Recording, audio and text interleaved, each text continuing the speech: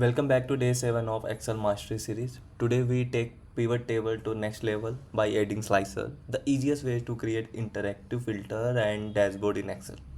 If you want your report to look professional and dynamic, this lesson is must watch. What are slicers? Slicers are visual filters that let you click buttons to filter your pivot table instantly. No drop down, no menus, just simple button. Perfect for dashboard, report and client presentation.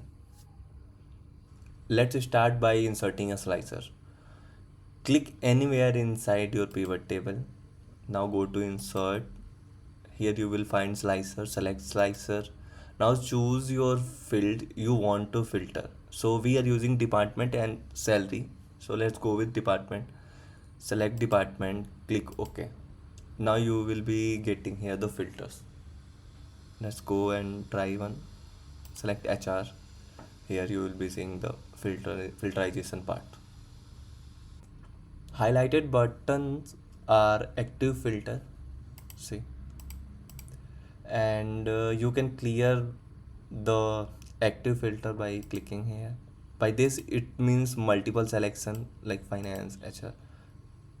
Okay, you can just double click here and it will automatically go to single selection. Clear it out. You can make your dashboard look clean by resizing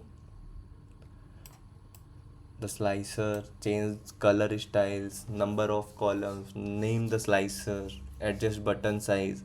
Okay, so this is where your dashboard start looking polished and professional. Keep these tips in mind. Use fewer slicers for cleaner dashboards. Keep slicer aligned. Use consistent colors. Don't overload users with too many filters. Okay, use multiple column for compact slicers. This was day 7 of Excel Mastery series, Slicer and Interactive Dashboard. If you are ready for day 8, subscribe to Data Nest for daily Excel learning. Thank you.